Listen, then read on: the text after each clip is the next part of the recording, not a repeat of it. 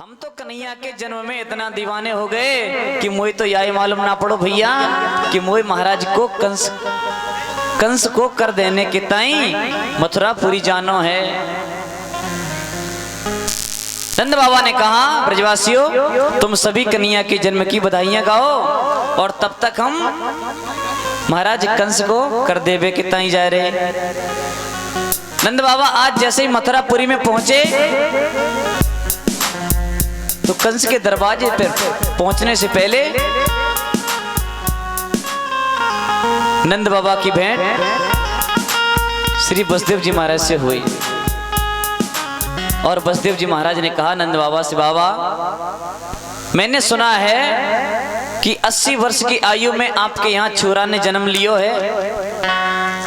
नंद बाबा ने कहा, बाबा आपने बिल्कुल सही सुना है। बोले फिर तुमने अपने लाला के जन्म की बधाई मुझे नहीं दी? नंद बाबा कहते हैं, बसदेव भैया जाके एक नहीं 6 पुत्रों की हत्या हो गई हो और भला मैं उसे यदि अपने एक पुत्र की खुशी दूं तो उसे कैसा लगेगा? मित्र तो वही है जो अपने दुख को मिट्टी के कड़के के समान समझे और मित्र के दुख को पर्वत के समान समझे। गोस्वामी तुलसी बाबा भी कहते हैं मित्र तो वही है अपना दुख गिरे रज कर जाना, अपना दुख गिरे रज कर जाना, अपना दुख गिरे रज कर जाना, अपना दुख गिरे रज कर जाना, मित्र का दुख रज मेरु समाना, मित्र का रज करे मेरो समाना, मित्र का दुख रज मेरु समाना। गोस्वामी तुलसीदास बाबा कहते हैं मित्र तो वही है जो अपने दुख को मिट्टी के कड़के के समान समझे और मित्र के दुख को पहाड़ के समान समझे। इसलिए बाबा मैंने आपको अपने लाला के जन्म की बधाई नहीं दी। बसदेव जी महाराज ने कहा, नंद बाबा मुझे ऐसा मालूम पड़ रहा है कि तुम्हारे नंदगांव में कोई उत्पात हवे वारो है बाबा। बोले कहा? बोले यह मोको मालूम ना, लेकिन हाँ इतना पतो है कि तेरे महलों में कोई उत्पात हवे वारो है। नंद बाबा ने सोचा, बोले बसदेव जी महाराज हमारे साथ गुरुकुल में पढ़े हैं और भैया ज्योतिष को बहुत अच्छे ज्ञानी है, यानी कह दी तो सत्य ही बात निकलेगी। और इधर कंस ने पूतना को भेजा और पूतना से कहा तुम अपना वेश बदल करके जाओ और आज से लेकर के 5 दिन तक के जितने भी बालक हों सबको अपना विष पान करवा के सबको मार दो। जब इतना सुना तो पूतना महाराज चल देती है और नंद बाबा के महलों में जैसे ही पूतना पहुंची तो पूतना ने यशोदा मैया से कहा, मैया। तो मैया ने कहा, हाँ लाली बता कहाँ काम है? बोले मैं तेरे लाला को बधाई देवे के ताई आई हूं। बोले अच्छा। यशोदा मैया कहने लगी, देवी जी मैंने आपको पहचान नहीं पाया। बोले तुमने पहचान नहीं पाया? पूतना ने कहा मैया यशोदा से, आपने पहचान नहीं पाया मुझे? बोले मैं तुम्हारे भैया की भाभी की नंद की छोटी वाली बिटिया हूं। जब इतना लंबे परिचय पूतना ने यशोदा मैया को दिया तो मैया ने समझ नहीं पाया और मैया ने कहा जो होएगी सो बनी रहेगी, लाला को बधाई देवे के ताई आई है तो आशीर्वाद दे ले। पूतना ने जैसे ही गोविंद को देखा तो आज गोविंद ने अपने नेत्र बंद कर लिए। संतों ने अनेक इसके अर्थ बना दिए। बोले पूतना को देख करके भगवान कन्हैया ने आंखें बंद क्यों कर ली? एक संत जी कहते हैं भगवान ब्रज में आए हैं दानवों को मारने के लिए, दानवों का उद्धार करने के लिए। तो सबसे पहले श्री गणेशाय पूतना मौसी से ही करना पड़ रहा है। क्यों? भगवान कन्हैया ने जब राम अवतार लिया, जब राम जी आए तो सबसे पहले ताड़का को मारना पड़ा, और इधर पूतना मौसी सबसे पहले विष फैलाने के लिए आ गई। अभी माखन मिश्री भी नहीं खा पाया। तो इसलिए गणेश जी महाराज का आंख बंद करके ध्यान कर रहे हैं कि श्री गणेशाय पूतना से ही करना पड़ रहा है। एक संत जी कहने लगे नहीं नहीं, बोले इसलिए आंखें बंद नहीं की। बोले क्यों? बोले भगवान कन्हैया छोटे हैं, अभी बालक हैं, उनको विष पान करना आता ही नहीं है। तो भगवान भोले बाबा का स्मरण कर रहे कि बाबा आ जाओ और विष पान तुम कर लो आके। आज पूतना ने गोविंद को जैसे उठाया और गोदी में उठाने के बाद अपने महलों से जैसे बाहर निकलती है, महाराज पूतना ने विशाल रूप धारण किया और पूतना ने अपना विष से सना हुआ स्तन जैसे कन्हैया के मुख में दिया। मेरे गोविंद ने सबसे पहले पूतना का विष पान किया, उसके बाद पूतना का दुग्ध पान किया, और उसके बाद महाराज पूतना के प्राणों का ही पान करने लगे। अब तो पूतना चिल्लाई, अरे कन्हैया, अरे लाला मुझको छोड़ दे, आज के बाद मैं तेरे पास कभी नहीं आऊंगी। भगवान ने कहा मौसी जी, जिसको मैं एक बार पकड़ लेता हूं ना, उसको तो पार करके ही छोड़ता हूं, बीच में किसी को नहीं छोड़ता हूं। महाराज पूतना चिल्लाने लगी और पूतना का विशाल शरीर जैसे ही धड़ाम से गिरा, पूतना का प्राणांत हो गया। एक संत कहते हैं भैया पूतना का इतना विशाल शरीर था कि महाराज जहां पूतना का हाथ गिरा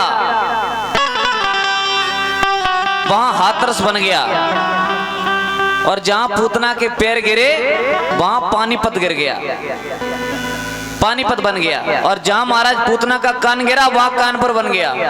इतनी विशाल लंबी चौड़ी पूतना थी, और रास्ते में जितने भी पेड़ पौधे आए सब चकनाचूर हो गए। तब तक नंद बाबा उधर भगवान के नाम की माला जपते हुए जा रहे, अरे भगवान, अरे गोविंद मेरे लाला की रक्षा करियो, अरे ठाकुर जी महाराज मेरे कन्हैया की रक्षा करियो, माला जपते हुए आ रहे। तब तक उन्होंने देखा कि नंद भवन के आगे बहुत ज्यादा भीड़ इकट्ठी है। जब पूतना के गिरने की आवाज यशोदा मैया ने सुनी तो महलों से निकल करके आई, और उन्होंने देखा सब ब्रजवासी पूतना के आसपास खड़े हैं। बोले भैया अब का कर वो चाहिए? ब्रजवासी सीढ़ी को लेकर के आए और उस सीढ़ी को पूतना के उदर पे रखा, गोविंद को उतारा। यशोदा मैया ने आज अपने लाला को गौमूत्र से स्नान कराया, गौ के गोबर से स्नान कराया, और फिर भागवत जी के श्लोकों को बोलते हुए गौ की पूंछ से झाड़ा लगाया और कहने लगी मैया मेरे लाला को पता नहीं किन की नजर लग गई, और देखो मैं तो जाए घर में छोड़ के आई थी, और ये जहाँ यहाँ पे कैसे पहुंचो? नंद बाबा से ब्रजवासियों ने पूछा, बोले बाबा अब का कर वो चाहिए? नंद बाबा ने कहा अब ये तो मर गई है, अब लाला का कर वो चाहिए? तो ब्रजवासी ने कही बाबा जिंदा को तो मार नहीं पाते, मरी मराई को मार लो। सो ब्रजवासियों ने अपने कछु लोगों ने तो मरी मराई में ही हाथ सेक ले, 4-5 धमुका रख दिए, और महाराज पूतना के गिरने से जो वृक्ष टूट गए थे वो सब उसके ऊपर डाल के और उसमें आग लगा दी। पूतना के शरीर से इतनी दिव्य सुगंध निकली परीक्षित कि 40 कोस तक का वातावरण सुगंधित हो गया। परीक्षित जी महाराज ने पूछा सुखदेव महाराज से, बोले महाराज पूतना तो राक्षसी थी, फिर इस पूतना के शरीर से दिव्य सुगंध कैसे निकली? सुखदेव जी महाराज कहते हैं परीक्षित अब भी तुम पूतना को राक्षसी कहोगे? जिस पूतना ने भगवान कन्हैया को अपना दुग्ध पान कराया, अपना स्तन पान कराया, वो पूतना अब राक्षसी नहीं रही। भगवान कन्हैया ने उसको अपने मां के समान गति प्रदान की। उसके बाद महाराज भगवान कन्हैया थोड़े बड़े हुए, एक तृणावर्त नाम का राक्षस आया, भगवान ने उसका वध कर दिया। एक दिन की बात है, भगवान कन्हैया अपनी मैया का दुग्ध पान कर रहे थे, एक उत्कच नाम का राक्षस आया। कन्हैया ने सोचा मैया मुंह को गोदी में लिए है और ये राक्षस से मैया मिलने भी नहीं देगी, और मैया ने देख लिया तो मैया घबरा जाएगी। क्या करना चाहिए? भगवान कन्हैया ने अपना वजन बढ़ाना प्रारंभ किया। यशोदा मैया को लगा कन्हैया बहुत भारी हो गया, लगता है ज्यादा दुग्ध पान कर लिया। मैया ने लाला को नीचे उतार दिया और कहा, लाला मुझे लगता है कि तूने ज्यादा दुग्ध पान कर लिया है, इसलिए थोड़ो जमीन में खेल ले लाला, तासे तेरो ये दूध पच जाएगा। मैया अंदर अपने कामकाज में लग गई। तब तक उत्कच नाम का जो राक्षस था उसने गोविंद को उठा करके कंधे पर बैठा लिया और उड़ा के आकाश मार्ग में ले गया। गोविंद ने देखा, वाह, कंस मामा ने मेरे लिए तो उड़न खटोला भेजा है। अरे यहाँ से देखो नंद भवन कितना अच्छा लग रहा है, नंदगाम कितना अच्छा लग रहा है। वो देखो ललिता भाभी का घर है, वो विशाखा भाभी का घर है। इस प्रकार से कन्हैया आनंद ले रहे हैं। जब भगवान ने देखा ये तो ऊपर उड़ता ही चला जा रहा है, तुरंत मेरे गोविंद ने अपना वजन बढ़ाना प्रारंभ किया। उत्कच को ऐसा लगा इसमें तो भाई बहुत वजन है, इतना छोटा बालक और इसमें इतना वजन कैसे हो सकता है? कहीं हमसे गलती तो नहीं हुई ना? नंद भवन के दरवाजे का कोई काला पहाड़ उठा के ले आया हूं, ध्यान ना दे पाया हो।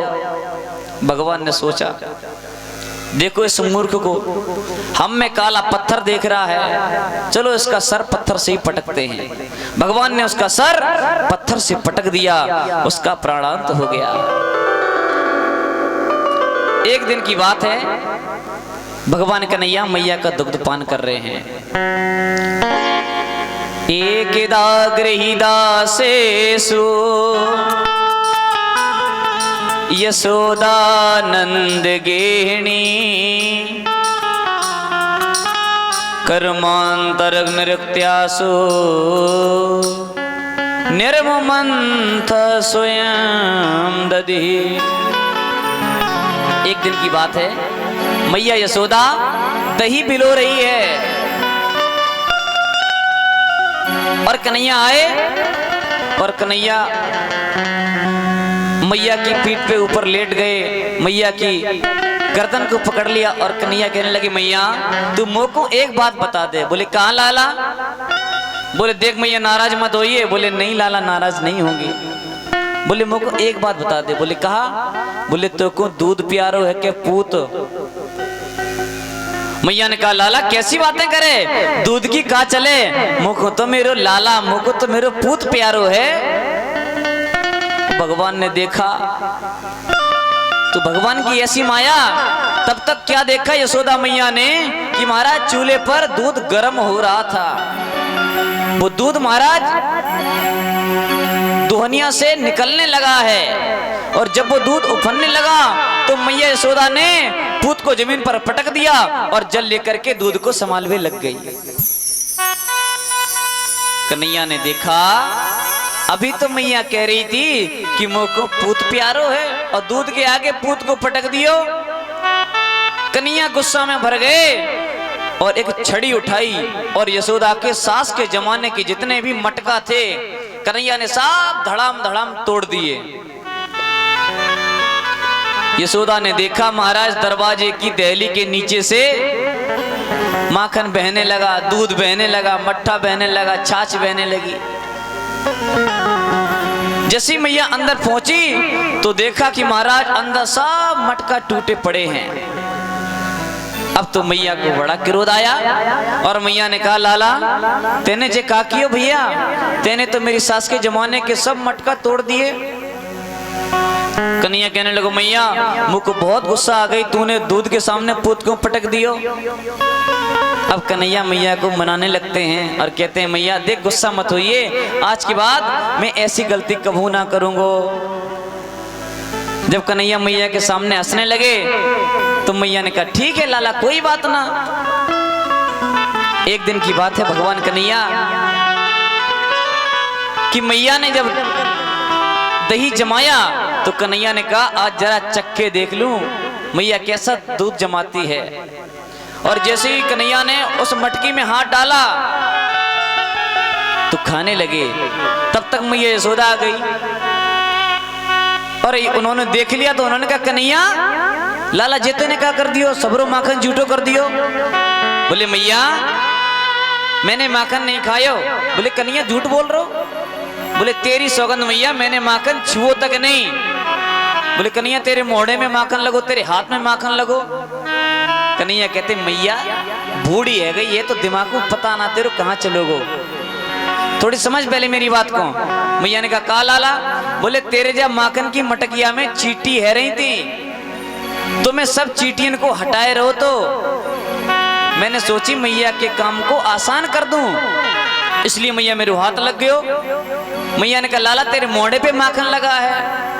कन्हैया कहने लगो मैया एक चींटी रेंगते रेंगते मेरे हाथ से मेरे ओठ तक आ गई और उसने जब मेरे ओठ में काट लिया ना तो मैं उसी दही के सने हुए हाथों से अपने ओठ को खुजलाने लगा, इसलिए मेरे मुंह में माखन लग गयो। मैया मैंने माखन ना चुराओ। कन्हैया कहते हैं और गोपियां ने जब देखा कि कन्हैया बड़े हो गए हैं, एक गोपी अपनी गऊ को दुग्ध दूबे के ताई जावे तो कन्हैया सबसे पहले बछड़ा खोल दें, बछड़ा गैया को सारो दुग्ध पान कर ले, गोपी को दूबे के ताई कछु ना बचे। बहुत सास की ताने सुनने पड़े, गाली सुनने पड़े। एक गोपी कहने लगी मैया अब तेरे कन्हैया बड़ो है गो है। और गोपी कहती है हे मैया हो नदरानी तेरो लाला जबर भयोरी